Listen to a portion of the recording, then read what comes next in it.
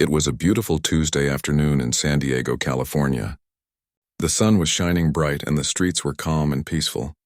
Two men were driving down a quiet suburban road in a black SUV, heading back to their base. They had just finished speaking at a local community center, where they talked to young kids about discipline, hard work, and serving their country. The driver, a tall African-American man in his early 30s, was humming along to the music on the radio. His friend, an Asian American sitting in the passenger seat, was checking his phone and laughing at something he just read. Both men were wearing casual clothes, just jeans and t-shirts. Nothing fancy. They looked like any other regular guys enjoying their day off. These weren't just regular guys, though. They were both Navy SEALs, some of the most highly trained military personnel in the entire world. They had completed missions in dangerous places that most people couldn't even imagine. They had jumped out of planes, swam through freezing water, and faced situations that would make most people freeze in fear. But right now they were just two friends driving home, talking about grabbing some food before heading back to base. Suddenly, flashing red and blue lights appeared in the rearview mirror. The driver looked back, confused. He checked his speedometer. He wasn't speeding. He looked at his friend, who shrugged with the same confused expression. The driver carefully pulled over to the side of the road, putting his hands on the steering wheel where they could be seen. His friend placed his hands on the dashboard. They both knew the routine. A police officer stepped out of the patrol car and walked toward their vehicle. His name tag read Mitchell, and his face carried a stern, almost angry expression. He approached the driver's window with his hand resting on his belt near his weapon. "License and registration," Officer Mitchell demanded, his voice sharp and cold. There was no "good afternoon" or "do you know why I pulled you over?" Just a direct command. The driver kept his voice calm and respectful. "Of course, officer. May I ask why you pulled us over?" "I don't believe I was speeding." "I'll ask the questions here," Mitchell snapped back.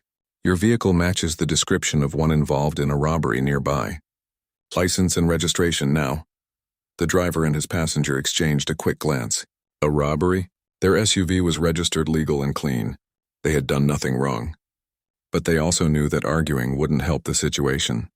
The driver slowly reached for his wallet in the center console, moving deliberately so the officer could see every movement.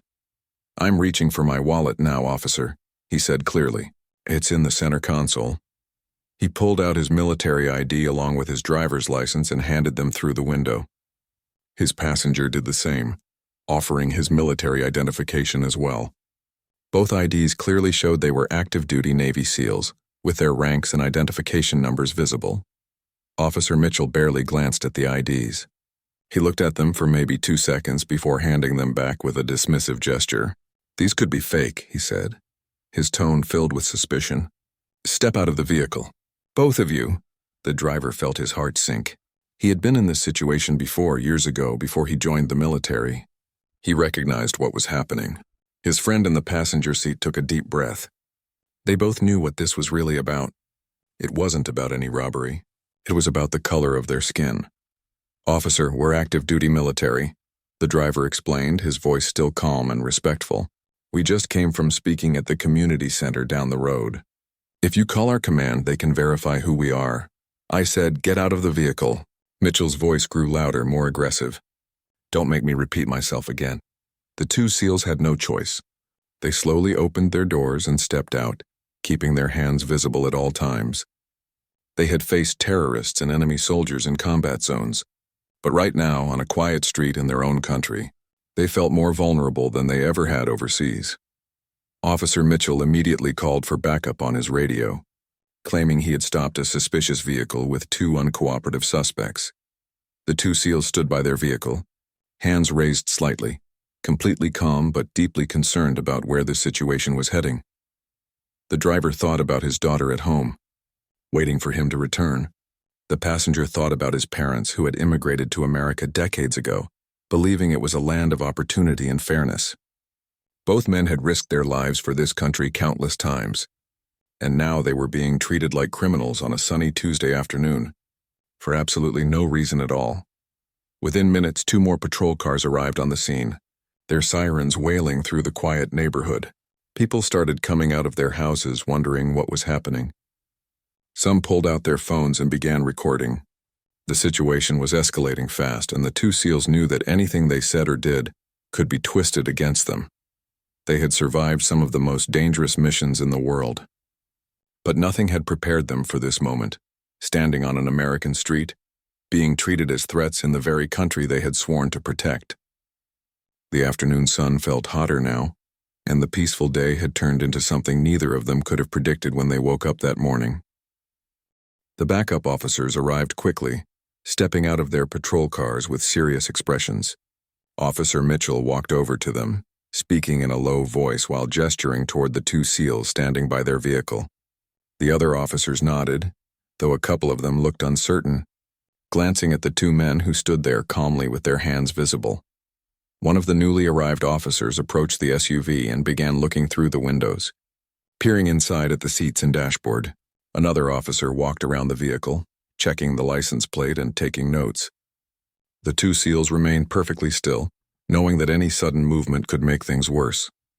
"Officers, we've already shown Officer Mitchell our military identification," the driver said, keeping his voice steady and polite. "We're both active-duty Navy SEALs stationed at Coronado.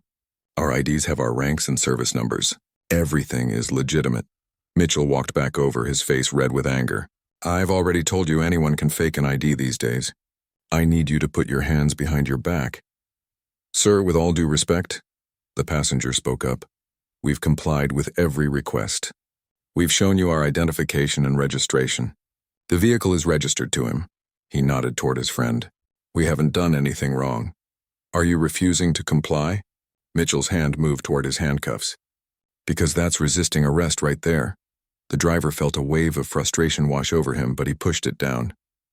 He had been trained to stay calm in life-or-death situations. He had kept his cool while under enemy fire in foreign countries. He could handle this even though every part of him wanted to yell about how unfair this was. "We're not resisting anything, officer," he said quietly.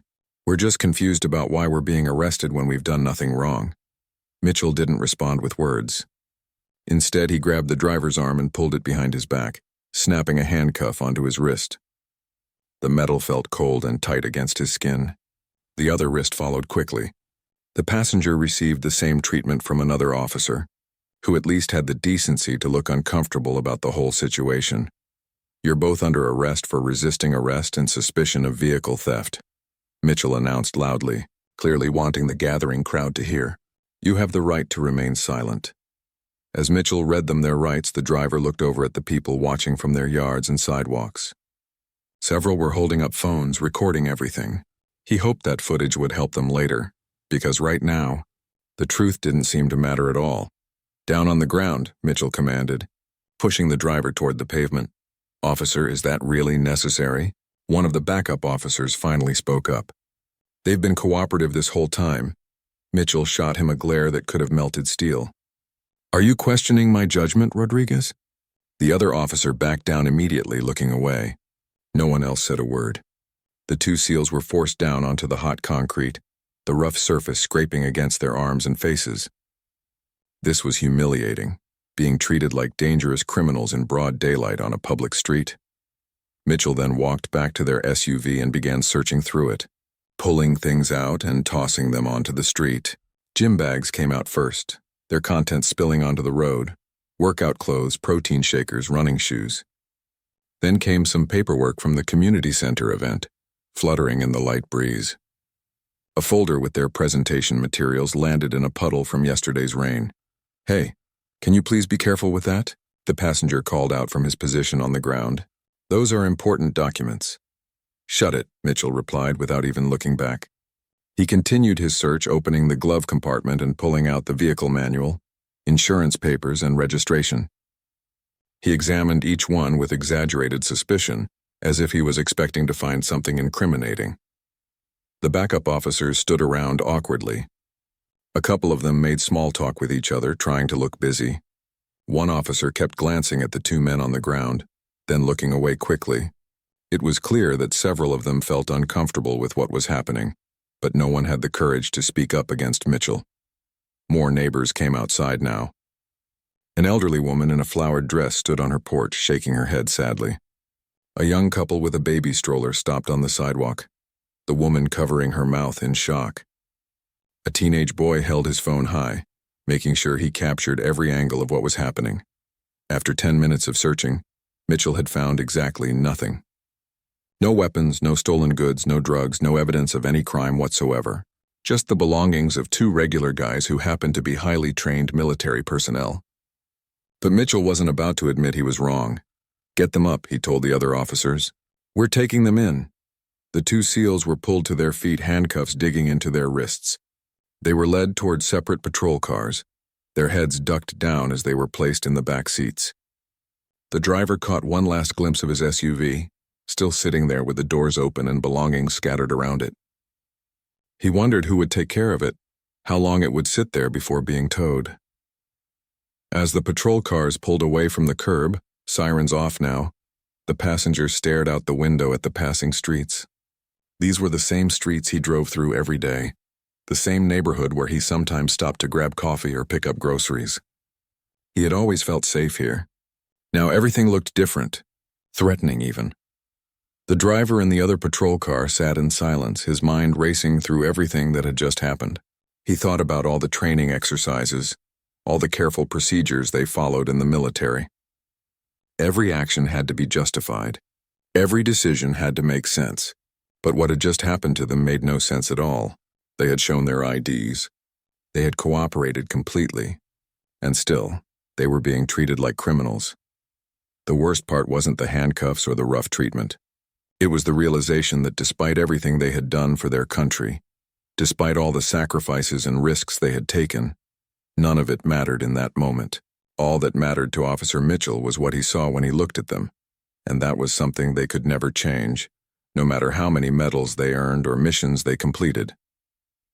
The patrol cars pulled into the police station parking lot about 20 minutes later. The building was a bland concrete structure that looked like it had been built in the 70s and hadn't been updated since. The two SEALs were pulled from the back seats, still handcuffed, and led through a side entrance away from the main lobby. Inside, the station was busy with the usual afternoon activity. Officers walked back and forth carrying files and coffee cups. Someone was arguing loudly at the front desk about a parking ticket. Phones rang constantly, creating a steady background noise that echoed off the tile floors and painted walls. Officer Mitchell led them through the booking area, where a tired-looking sergeant sat behind a tall desk. The sergeant glanced up from his computer screen, looking at the two men, then at Mitchell with a questioning expression. "What have we got here?" the sergeant asked, pulling out a form. "Vehicle theft suspects resisting arrest. Obstruction of justice." Mitchell rattled off the charges like he was reading a grocery list. The driver spoke up immediately. "Sir, we're active-duty Navy SEALs. We showed Officer Mitchell our military identification and registration, proving ownership of the vehicle. We haven't resisted anything or obstructed anything. We've been completely cooperative." The sergeant looked at Mitchell, waiting for an explanation. Mitchell just shrugged. "They claimed to be military, but their IDs looked fake to me. Better safe than sorry. Can we please contact our commanding officer?" the passenger asked. "She can verify who we are within minutes." "This is all a misunderstanding." Mitchell shook his head firmly. "You'll get your phone call after processing. That's procedure." But that wasn't really procedure, and everyone in the room knew it. The sergeant looked uncomfortable but didn't push back. Mitchell was a senior officer with years on the force, and nobody wanted to challenge him directly. The unwritten rule was clear. You backed up your fellow officers even when you had doubts. The two SEALs were processed separately. Fingerprints were taken, mugshots were snapped, personal belongings were collected and sealed in plastic bags. Watches, wallets, keys, phones, everything went into those bags. The driver asked 3 times if he could make a call to his command. Each time he was told soon, or after we finish processing, or someone will let you know. After processing, they were led down a hallway that smelled like cleaning chemicals and old coffee.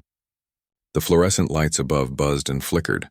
They passed several holding cells, some empty, others occupied by people sleeping on benches or staring at the walls. Finally, they were separated and placed in different cells. The driver's cell was small, maybe 8 feet by 10 feet. A metal bench attached to the wall served as the only furniture. The walls were covered in scratches and graffiti, names, dates, messages from people who had been here before. A small window near the ceiling let in a thin beam of afternoon sunlight that slowly moved across the floor as time passed. He sat down on the cold bench and put his head in his hands. This was unbelievable.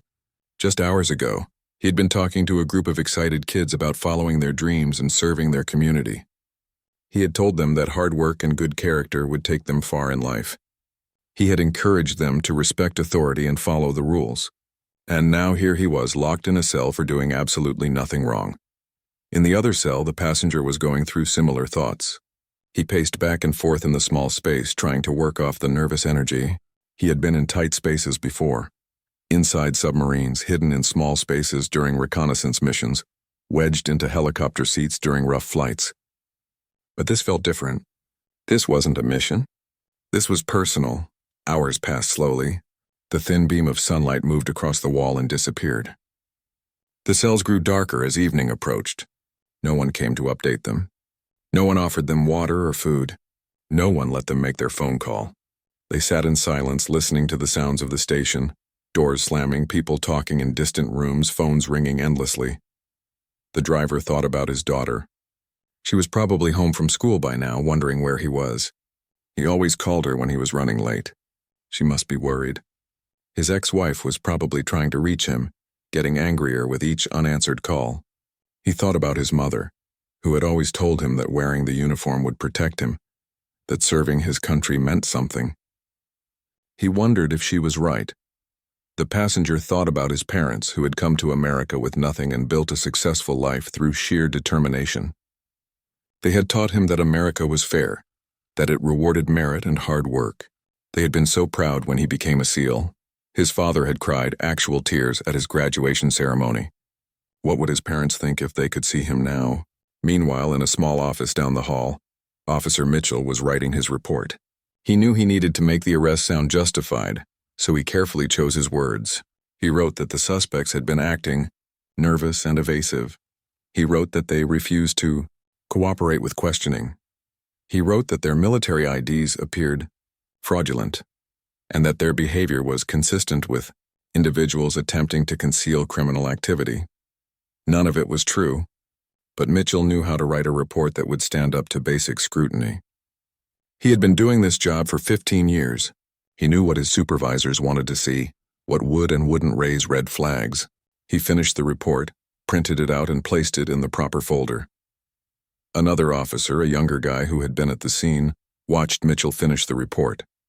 He had been uncomfortable the whole afternoon ever since he saw how Mitchell was treating those two men. They had seemed fine to him, polite, calm, cooperative.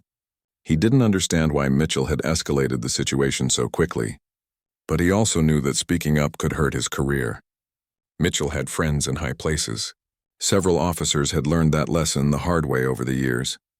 Back in their cells, both SEALs had settled into a quiet meditation of sorts.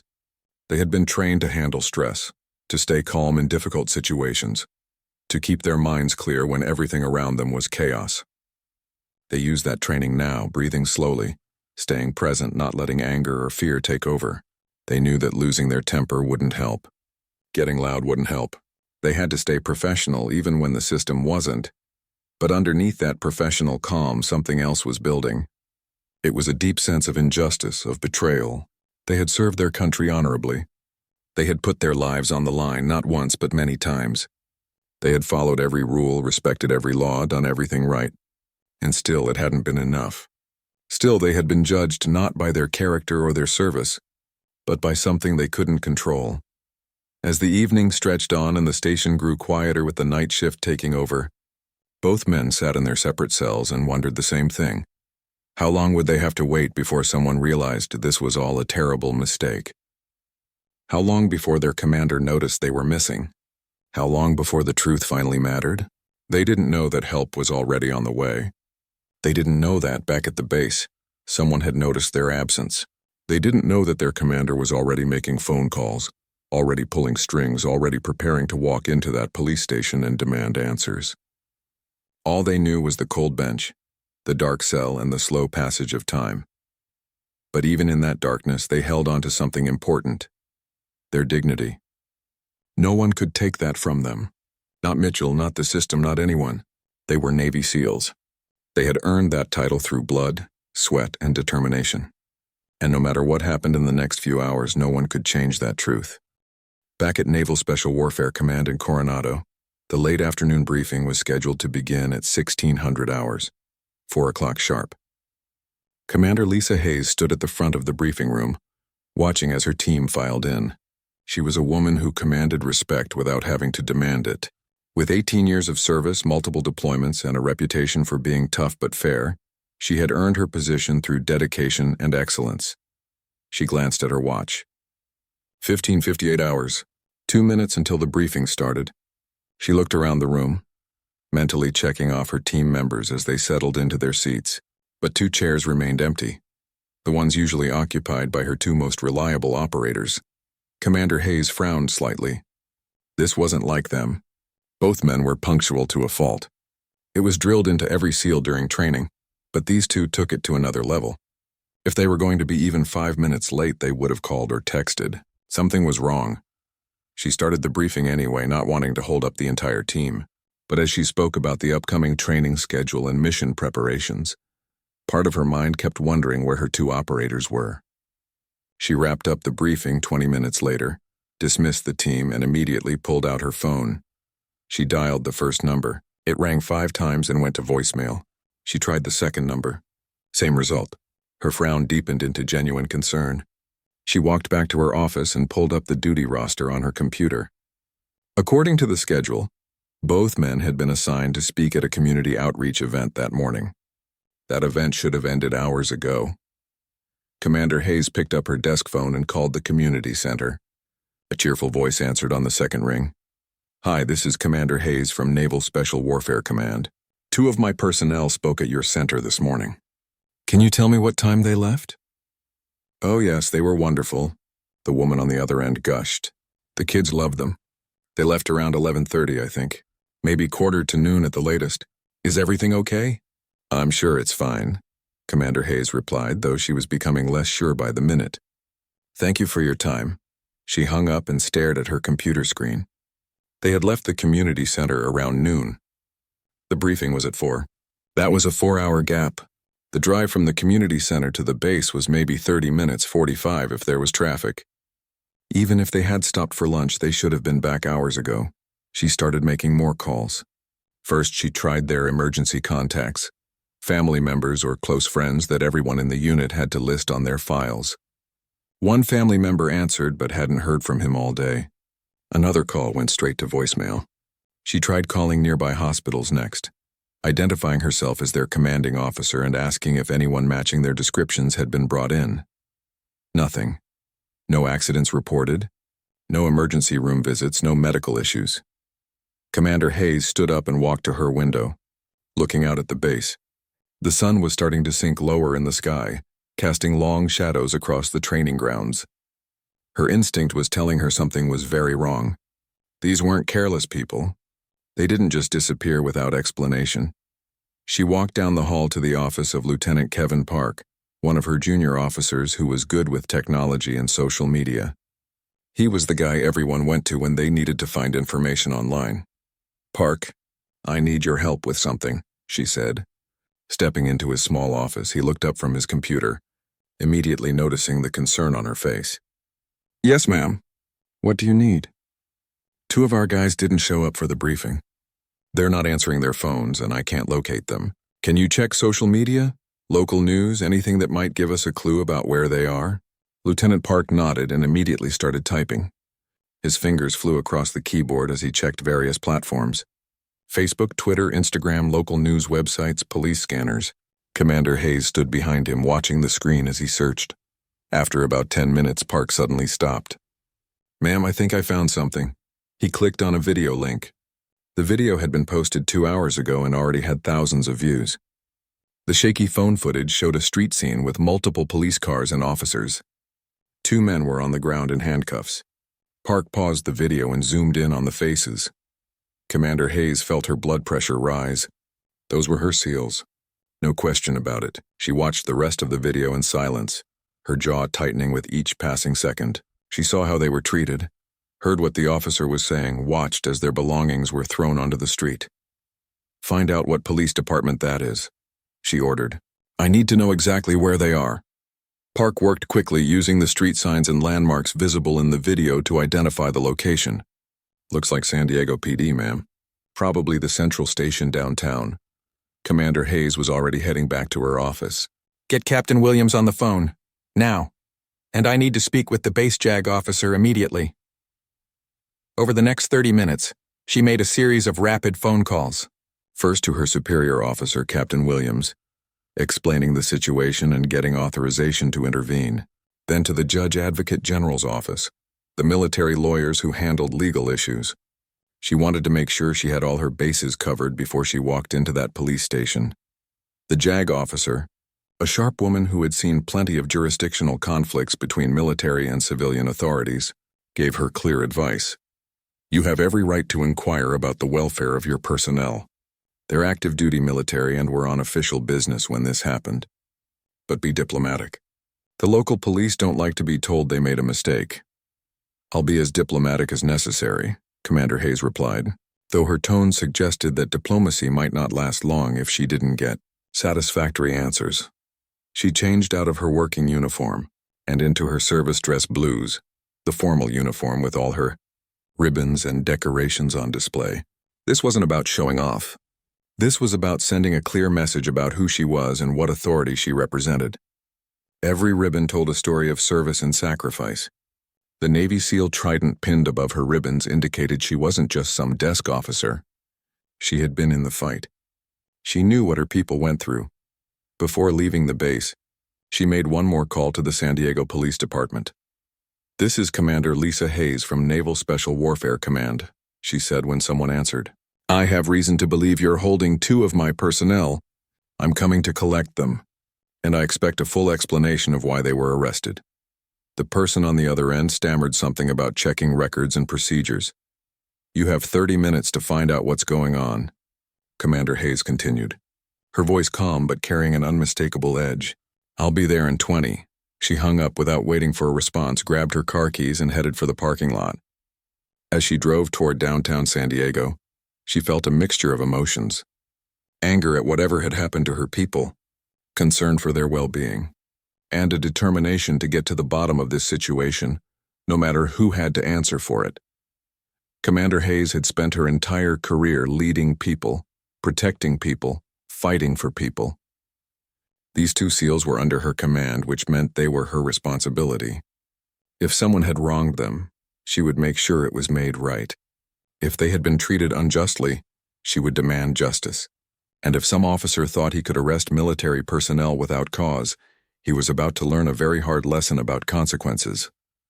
The drive to the police station took exactly 18 minutes. She parked in the visitor lot, checked her uniform one last time in the rearview mirror, and walked toward the front entrance. Her footsteps were measured and deliberate. Her expression was professional but stern. She looked every inch the decorated military officer that she was. As she pushed open the glass doors and stepped into the lobby, the desk sergeant looked up and his eyes widened slightly. He had been in law enforcement long enough to recognize authority when he saw it, and the woman walking toward his desk carried herself like someone who was used to being obeyed. "I'm Commander Hayes from Naval Special Warfare Command," she said clearly. "I'm here about 2 of my SEALs who were arrested earlier today. I want to see whoever is responsible for their arrest, and I want to see them now." The desk sergeant at the San Diego Police Department had seen a lot in his 22 years on the force. He had dealt with angry citizens, frustrated lawyers, and pushy reporters. But the woman standing before him now was something different entirely. She wasn't raising her voice or making threats. She didn't need to. Her presence alone commanded the room. "Ma'am, if you could just have a seat over there." The sergeant gestured toward the waiting area. "I'll see what I can find out about—" "I won't be sitting," Commander Hayes interrupted, her voice calm but firm. "I've already called ahead. Someone here should be expecting me. 2 Navy SEALs under my command were arrested approximately 4 hours ago. I want to know why they're being held, and I want to see them immediately." The sergeant picked up his phone, suddenly much more attentive. He spoke in a low voice to someone on the other end, glancing occasionally at Commander Hayes as she stood at the desk, waiting with her arms crossed. Her uniform was impeccable. The rows of ribbons on her chest told stories of deployments, commendations, and years of distinguished service. The Navy SEAL trident gleamed under the fluorescent lights, A few other people in the lobby had stopped what they were doing to watch. A young woman filling out paperwork stared openly. An older man waiting to talk to someone about a parking ticket nudged his friend and pointed. Commander Hayes ignored them all, her focus entirely on the task at hand. "Someone will be right out, ma'am," the sergeant said, hanging up the phone. His tone was much more respectful now. "How long is right out?" Commander Hayes asked. "Just a few minutes. They're pulling the files now." Commander Hayes nodded once and stepped back slightly from the desk, but she didn't sit down. She stood there, straight and still, like a statue representing military discipline. 3 minutes passed, then 5. She checked her watch with deliberate slowness, making sure the sergeant saw her doing it. Finally, a door to the side of the lobby opened, and a man in a police uniform emerged. Officer Derek Mitchell had been told there was someone here asking about his arrest from earlier, but he hadn't expected this. He had expected maybe a family member or perhaps a lawyer. He certainly hadn't expected a decorated Navy commander in full dress uniform. For just a moment, his confident stride faltered. He recovered quickly, putting on his professional face, but Commander Hayes had seen that initial reaction. She had seen the flash of recognition, followed by something that might have been worry. "I'm Officer Mitchell," he said, extending his hand. "I understand you have some questions about an arrest I made today?" Commander Hayes did not shake his hand. She looked at it briefly, then looked directly into his eyes. "I'm Commander Lisa Hayes. The 2 men you arrested this afternoon are Navy SEALs under my command. I'm here to collect them and to get a full explanation of why they were detained." Mitchell withdrew his hand, trying to maintain his composure. "Well, ma'am, I appreciate you coming down here, but this is a police matter. Your men were arrested for resisting arrest and suspicion of vehicle theft. They'll be processed according to standard procedure and—" "Stop." Commander Hayes held up one hand. "Let me make sure I understand you correctly. You arrested 2 decorated Navy SEALs who showed you their military identification for resisting arrest and vehicle theft? Do you realize how absurd that sounds?" "Their IDs could have been fake," Mitchell said defensively. "We get fake IDs all the time. The vehicle matched a description of—" "What description specifically?" Commander Hayes cut in. "What make, model, color, and license plate were you looking for?" Mitchell shifted uncomfortably. "A black SUV reported in connection with a robbery in the area." "A black SUV. Do you know how many black SUVs are in San Diego, Officer Mitchell?" "Thousands. Tens of thousands. Did their vehicle match the license plate of the vehicle reported?" "Well, no, but did it match the exact make and model?" Mitchell hesitated. The report was vague on details. "So you stopped them because they were driving a black SUV, and when they showed you valid military identification, you decided those IDs were fake. Based on what expertise, what training do you have in identifying fraudulent military credentials?" Other officers had started to emerge from various doors drawn by the commotion. They stood at a distance watching the exchange. The desk sergeant had abandoned any pretense of working and was listening intently. "Look, I made a judgment call in the field," Mitchell said, his voice rising slightly. "I have the authority to determine if IDs are suspicious, and theirs looked suspicious to me." "What specifically looked suspicious?" Commander Hayes pressed. "The official DoD hologram? The military-grade cardstock? The verifiable service numbers? Or was it something else about them that you found suspicious, Officer Mitchell?" The implication hung in the air like smoke. Mitchell's face flushed red. "I don't appreciate what you're suggesting. I was doing my job. I don't see race, I see—" "I didn't mention race," Commander Hayes said coldly. "You did. Now I'm going to ask you one more time, and I suggest you think very carefully about your answer. Where are my SEALs and why are they still being held?" Before Mitchell could respond, another man in civilian clothes pushed through the small crowd of officers. He was older, with gray hair and the bearing of someone in authority. This was Captain Dennis Reeves, the shift commander for the station. "Commander Hayes, I'm Captain Reeves. Perhaps we should discuss this in my office." "I don't need an office, Captain. I need my personnel released immediately, and I need to understand why they were arrested in the first place." Captain Reeves nodded slowly. "I understand your concern. I've been reviewing the incident report and the body camera footage. If you'll follow me, I think we can resolve this situation quickly." Commander Hayes studied him for a moment, then nodded. "Lead the way." As they walked through the station, past desks and offices, Commander Hayes noticed how quiet everything had become. Officers who had been typing stopped to watch them pass. Conversations died mid-sentence. Everyone seemed to sense that something significant was happening. Captain Reeves led them to a small conference room and gestured for Commander Hayes to sit. She remained standing. Mitchell followed them in, along with another officer who had been at the scene of the arrest. "May I see the body camera footage?" Commander Hayes asked. Captain Reeves pulled out a laptop and pulled up the video files. "I've already reviewed these. I think you'll find them illuminating." He pressed play on the first video. Commander Hayes watched in silence as the traffic stop unfolded. She saw her two SEALs being calm and respectful. She heard them clearly identify themselves as military personnel. She watched them produce their IDs without hesitation. She saw Mitchell barely glance at those IDs before dismissing them as fake. The second video showed the escalation, the unnecessary backup calls, the rough treatment, the search of the vehicle that turned up nothing incriminating, the humiliation of being forced to the ground despite complete cooperation. When the videos ended, Commander Hayes turned to face Mitchell. Her expression was controlled, but her eyes were intense. "Officer Mitchell, those men have served multiple combat deployments. They've risked their lives for this country more times than I can count. They've been awarded commendations for valor, for excellence, for service above and beyond the call of duty, and you treated them like criminals based on nothing but your own prejudice." "Now hold on," Mitchell started. "I'm not finished," Commander Hayes said, her voice dropping to a dangerous quiet. "You dismissed valid military identification. You escalated a routine traffic stop into an arrest without cause. You filed false charges of resisting arrest when the footage clearly shows full cooperation. Do you understand the position you've put this department in?" Captain Reeves cleared his throat.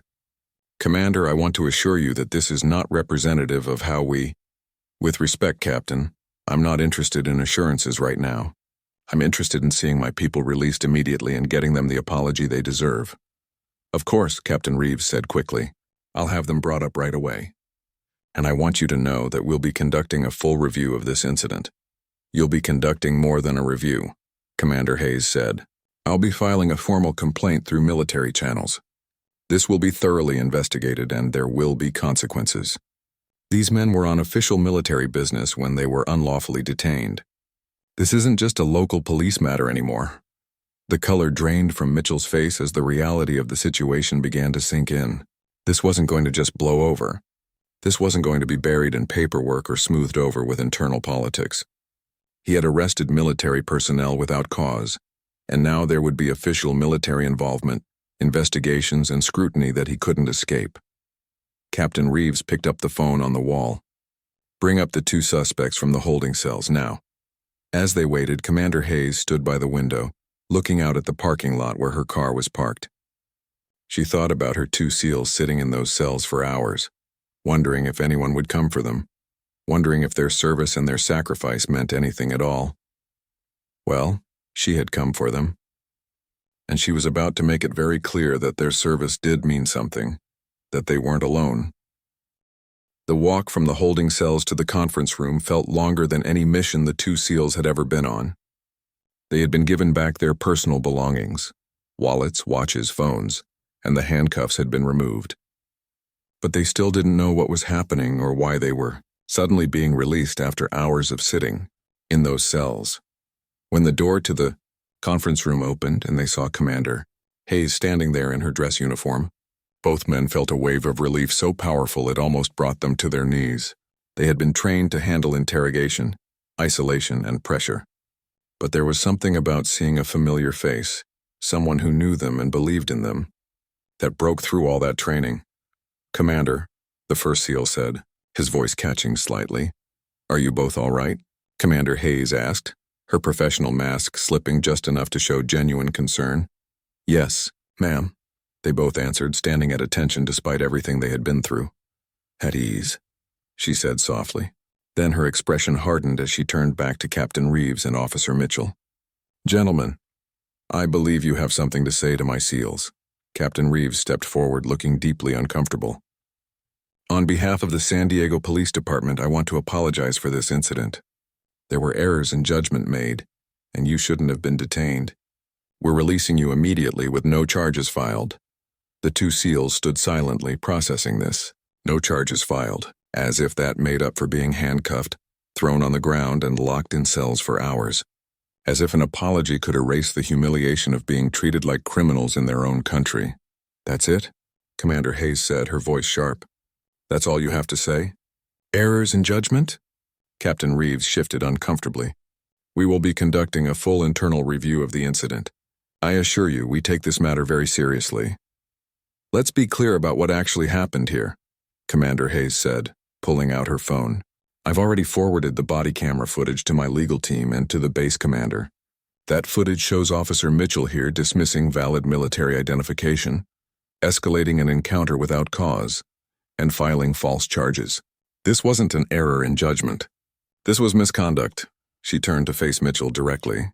You had multiple opportunities to de-escalate. They showed you their IDs immediately. They answered every question.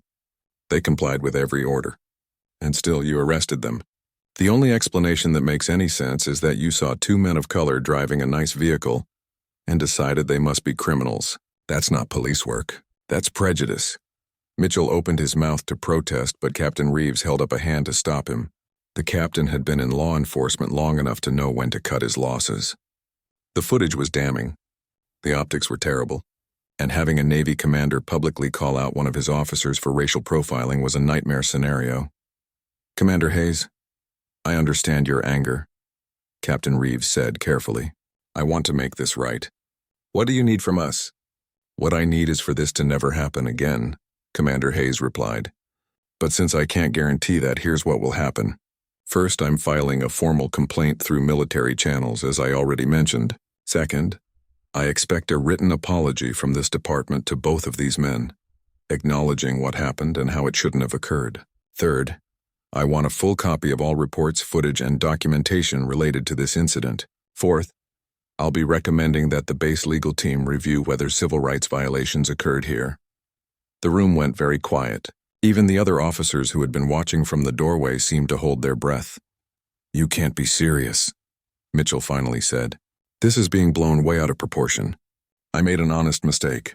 Anyone could have— No, one of the SEALs spoke up, his voice steady but firm. Not anyone. This wasn't random. You barely looked at our IDs before calling them fake. You searched our vehicle despite finding nothing suspicious. You filed charges that had no basis in reality. And I know why. We both know why, the second SEAL nodded. This isn't the first time something like this has happened to either of us. But it's the first time someone was here to see it for what it really was. Commander Hayes looked at her two operators with a mixture of pride and sadness. Pride in their composure and professionalism, even after everything they had endured. Sadness that they had to deal with this at all. That wearing the uniform and serving their country wasn't enough to protect them from discrimination. Captain Reeves cleared his throat. I'll personally ensure that a written apology is drafted and all documentation is provided to your legal team. And Officer Mitchell will be placed on administrative leave pending the outcome of our internal investigation. Mitchell's head snapped toward his captain. What, you're suspending me over this? You arrested two military personnel without cause and filed false charges, Captain Reeves said flatly. Yes, you're being suspended. And if the investigation finds what I think it's going to find, you'll be facing disciplinary action up to and including termination. Mitchell looked around the room, searching for support, but found none. The other officers looked away. They had all seen the footage now. They had all heard Commander Hayes lay out exactly what happened. There was no defending Mitchell's actions anymore. This is unbelievable, Mitchell muttered, shaking his head. I've been on this force for 15 years. 15 years of good service, and now my career is over because of your own choices, Commander Hayes interrupted. You had 15 years to learn better. 15 years to understand that the badge doesn't give you permission to treat people unjustly. These men have served their country with honor. What's your excuse for not doing the same? Mitchell had no answer. He just stood there, his face red, his hands clenched into fists at his sides. Finally, he turned and walked out of the conference room, slamming the door behind him. After he left, Captain Reeves let out a long breath. I apologize again for what happened. This is not who we are as a department.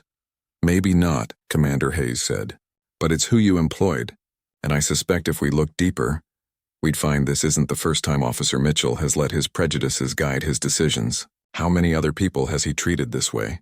How many who didn't have a commander to come advocate for them? Captain Reeves didn't answer, but his expression suggested he was thinking about exactly that question. Come on, Commander Hayes said to her 2 SEALs. Let's get you out of here. As they walked through the station toward the exit, the same officers who had watched them being arrested now watched them leave. But the atmosphere was completely different. There was no arrogance now, no casual dismissal. There was just uncomfortable awareness that something wrong had occurred in their building, under their watch. Outside, the evening air felt refreshing after the stale atmosphere of the police station. Commander Hayes walked her 2 SEALs to their SUV, which had been towed to the station impound lot, and was now parked in the visitor area. Are you both sure you're okay to drive back to base? She asked. Yes, ma'am. They both nodded. Good. Take tomorrow off. That's an order. Rest, spend time with your families, decompress. And if you need to talk to anyone, counselor, chaplain, me, you know where to find us. Thank you, Commander, the first SEAL said quietly, for coming for us, for believing us. You don't need to thank me for doing what should be automatic, Commander Hayes replied. You're my people. I'll always come for you, always. The second SEAL spoke up. What happens now? With Mitchell and the department? Now the system runs its course, Commander Hayes said. The military investigation, the internal police investigation, possibly civil litigation if you choose to pursue it. This won't just disappear. Too many people saw what happened. The video is already viral. There will be accountability. Both men nodded slowly, processing everything. They were exhausted, emotionally drained. But there was also a sense of justice beginning to take shape. It wasn't complete yet. The hurt and anger wouldn't fade quickly. But at least someone had listened. At least someone had fought for them. As Commander Hayes drove back to base, she thought about the conversation she would need to have with her superiors. About the formal complaints she would file. About the message this would send, both within the military and to the local community. This incident wasn't just about 2 SEALs being wrongfully arrested. It was about systemic issues that went far deeper than one prejudiced officer. Back in the police station, Captain Reeves sat in his office, staring at the body camera footage on his computer screen. He had watched it 3 times now, and each time it looked worse. Mitchell's dismissive attitude, the lack of probable cause, the unnecessary escalation, the false charges. This was going to be a major problem for the department. The video was already spreading online. News outlets would pick it up soon if they hadn't already. There would be community outrage, protests, demands for reform. And it would all be justified because what happened to those 2 SEALs was indefensible. Captain Reeves picked up his phone and called the department's public affairs office.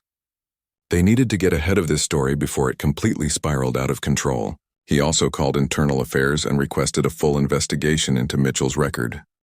The video hit 10,000 views by midnight. By morning, it had reached 500,000. By the end of the week, over 3 million people had watched those 2 Navy SEALs being arrested on a quiet San Diego street for absolutely no reason. The comments section was on fire. People were angry, heartbroken, and demanding answers. Officer Derek Mitchell woke up that first morning after the incident to find his phone exploding with notifications. Friends, family, former colleagues. Everyone was calling or texting. Some messages were supportive, telling him to hang in there. But many more were from people he barely knew. People who had seen the video and wanted him to know exactly what they thought of his actions. He made the mistake of checking social media.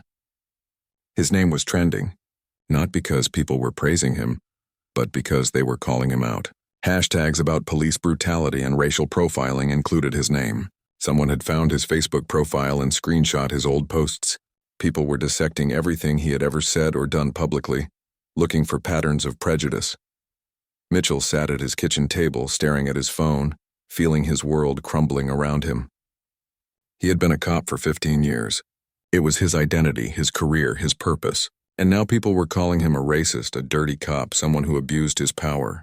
He wanted to argue back, to defend himself, but what could he say? The video was right there for everyone to see. At the police department, the internal affairs investigation was moving faster than anyone expected. 2 investigators spent 3 days going through Mitchell's entire record, pulling every report he had filed, every arrest he had made, every complaint that had been lodged against him over his 15-year career. What they found was disturbing. Mitchell had received 17 formal complaints from citizens over the years. 14 of those complaints came from people of color. Most complained about excessive force, rude treatment, or being stopped without clear cause. Every single one of those complaints had been dismissed or marked as unfounded after cursory investigations. One investigator, a veteran with 25 years on the force, sat across from his partner reviewing the files. "How did nobody see this pattern before?" he asked, shaking his head. His partner, a younger woman who had joined Internal Affairs specifically to reform the department from within, gave him a tired look. Because nobody wanted to see it. It's easier to back up your fellow officers than to admit there might be a problem. They found more evidence, too. Radio recordings of Mitchell using coded language when describing suspects. Words that seemed professional on the surface but carried different meanings among officers who knew. Reports where Mitchell's version of events didn't quite match up with witness statements. Traffic stops in predominantly minority neighborhoods that seemed to lack proper justification. The picture that emerged was clear. Mitchell wasn't just having a bad day when he arrested those two SEALs. This was a pattern of behavior that had been going on for years, overlooked and excused by a department that valued loyalty over accountability. Meanwhile, the local news had picked up the story. A reporter named Jennifer Torres had been covering police accountability issues for years, and this story was exactly the kind of thing she had been documenting. She reached out to the two SEALs through their military legal team, hoping for an interview. They declined at first, wanting to stay out of the spotlight. But after discussing it with Commander Hayes and each other, they agreed to do one interview. They wanted people to understand that this wasn't just about them. It was about everyone who had experienced this same treatment, but didn't have the resources or support to fight back. The interview aired on a Thursday evening. Both SEALs, still in their military uniforms, sat calmly and explained what had happened. They didn't shout or get emotional. They just told their story in clear, measured voices. They talked about showing their military IDs, about being cooperative, about being treated like criminals despite having done nothing wrong. "We've both been in combat," one of them said to the camera. "We've been shot at. We've had IEPs explode near us. We've faced enemy soldiers trying to kill us. But I've never felt as powerless as I did lying on that street in handcuffs, being treated like I didn't matter, like my service didn't matter." The interview was watched by hundreds of thousands of people. It humanized the story in a way that the viral video alone couldn't. These weren't just two random guys who got arrested. These were decorated military heroes who had risked everything for their country. Community groups started organizing. A coalition of veterans, civil rights organizations, and local activists planned a peaceful protest outside the police department headquarters. They wanted Mitchell fired. They wanted reforms. They wanted accountability. The protest happened on a Saturday morning. Over 2,000 people showed up, holding signs and chanting peacefully. Veterans from different wars stood together with young activists. Families brought their children to teach them about standing up for what's right. The two SEALs didn't attend.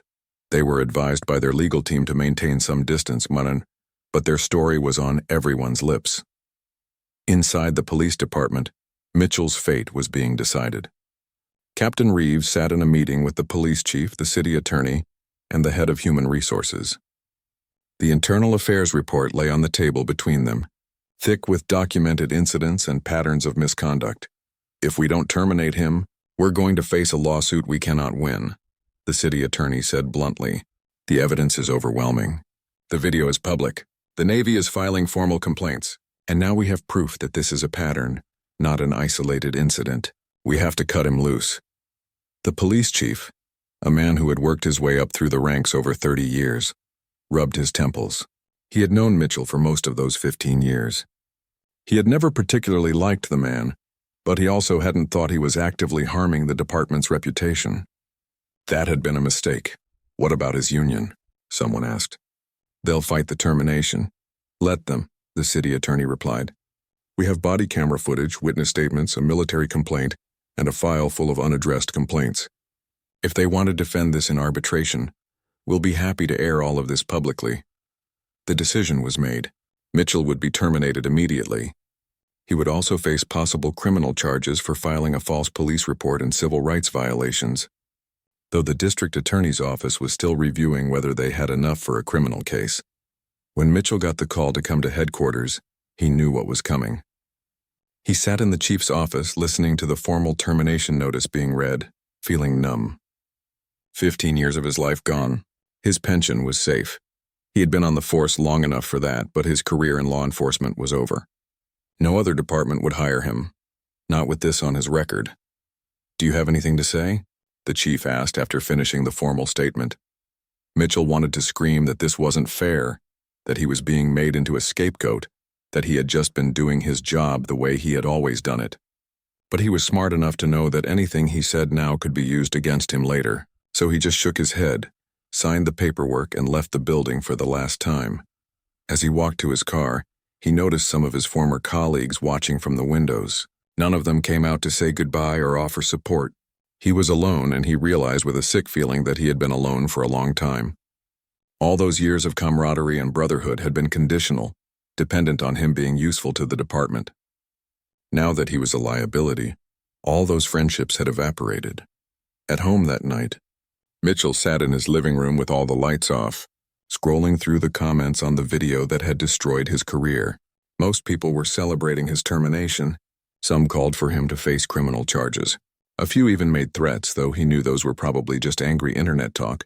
But what really got to him were the comments from other victims.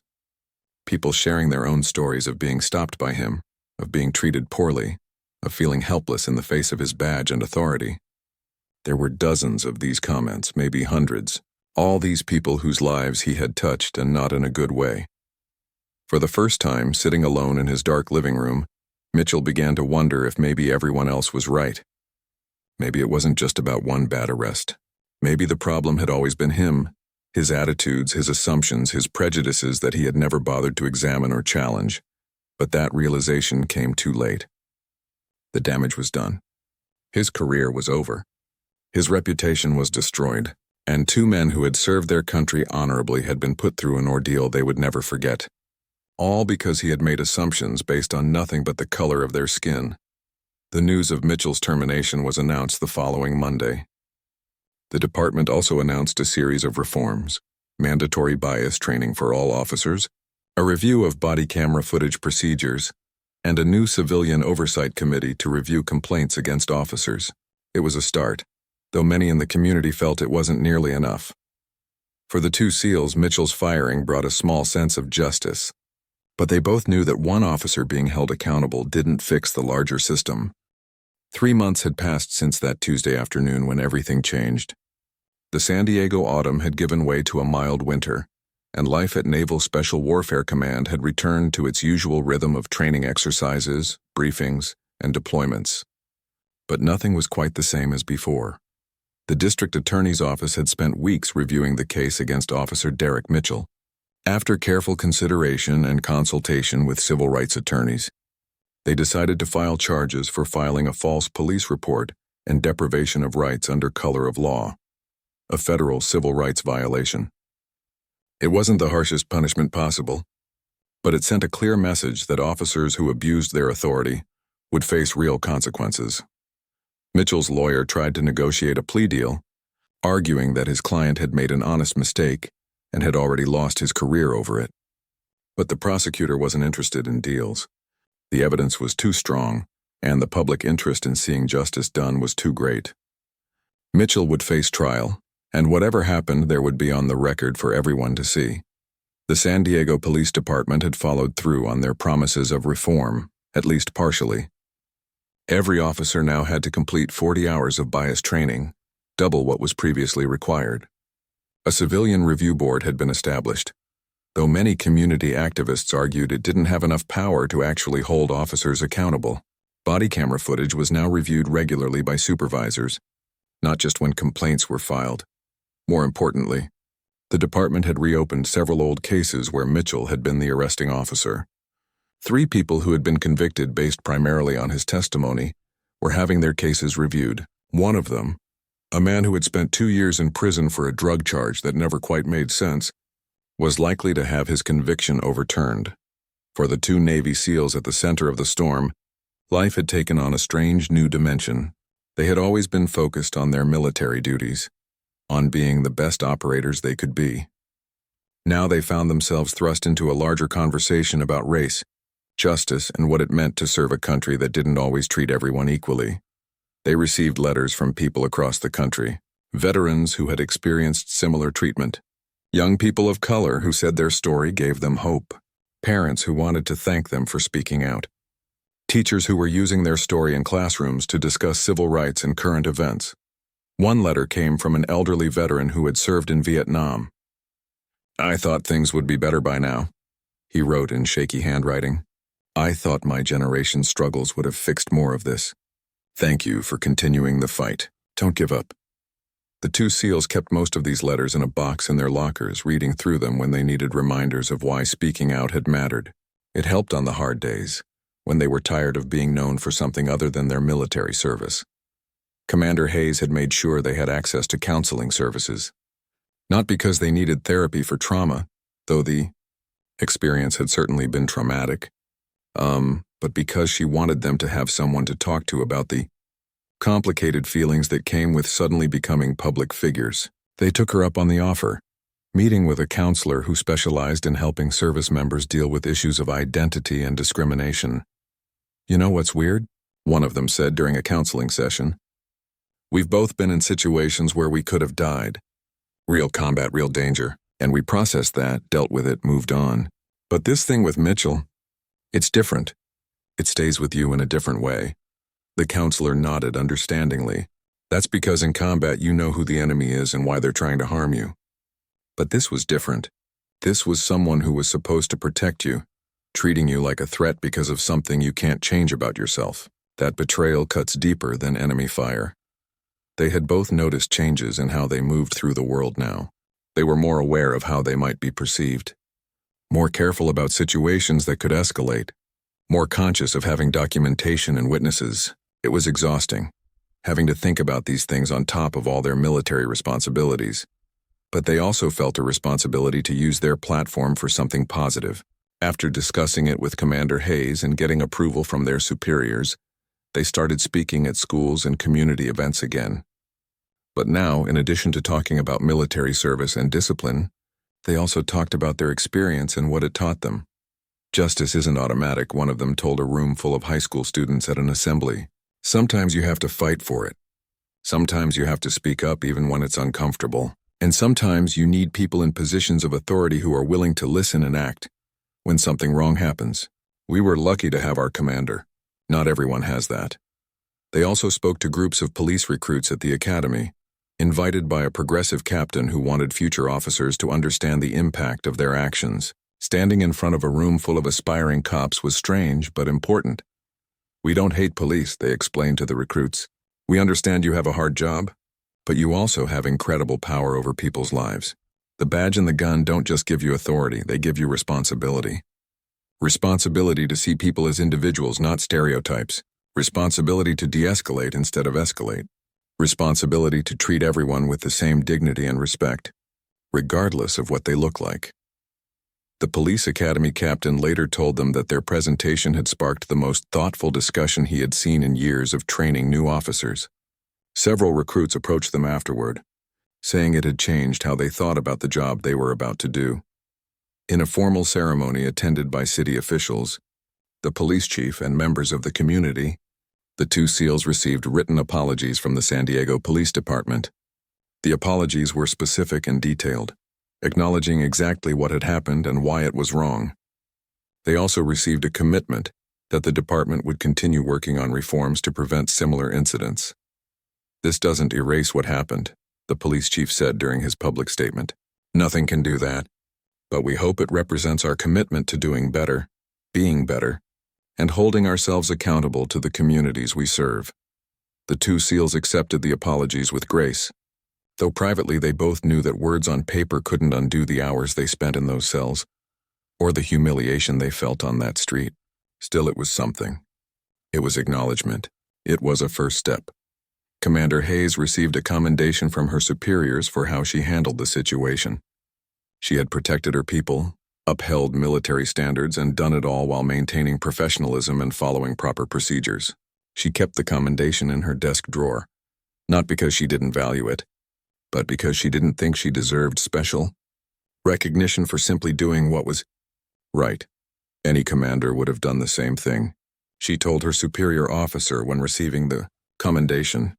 You'd be surprised, he replied sadly. Not everyone would have pushed as hard as you did. Not everyone would have made it a priority. The viral video eventually faded from the trending pages, replaced by newer stories and different controversies. But in San Diego, the impact lingered. The Civilian Oversight Board was more active than anyone expected, reviewing cases and making recommendations that the department actually implemented. The bias training program was expanded and improved based on feedback from officers and community members. 3 local businesses started a scholarship fund for military members and their families who had experienced discrimination. It was a small gesture, but it meant something to the people it helped. The 2 SEALs continued their careers, eventually deploying overseas again on classified missions that they couldn't talk about with anyone outside their unit. In those moments, rappelling from helicopters, conducting nighttime operations, working as part of a perfectly coordinated team, they felt like themselves again. They felt defined by their skills and their service, not by what had been done to them, but they never forgot. And they never stopped speaking out when opportunities arose. They did interviews when asked, though they were selective about which media outlets they trusted. They mentored younger service members, particularly those from minority backgrounds, sharing both their professional expertise and their hard-won wisdom about navigating a world that didn't always see them clearly. One evening, about 6 months after the incident, they were both attending a community barbecue at the base. Families were there, children running around playing tag, the smell of grilled food filling the air. It was a normal, peaceful moment. A young Marine, barely 20 years old, approached them nervously. "Excuse me, I just wanted to say thank you for what you did, for speaking up. What's your name?" one of the SEALs asked. "Private Daniels, sir." "Why are you thanking us, Private Daniels?" The young Marine looked down at his feet, then back up. "Because I had something similar happen to me before I joined the Marines. I was driving home from my part-time job, and a cop pulled me over. He said my car matched a description, but I knew it didn't.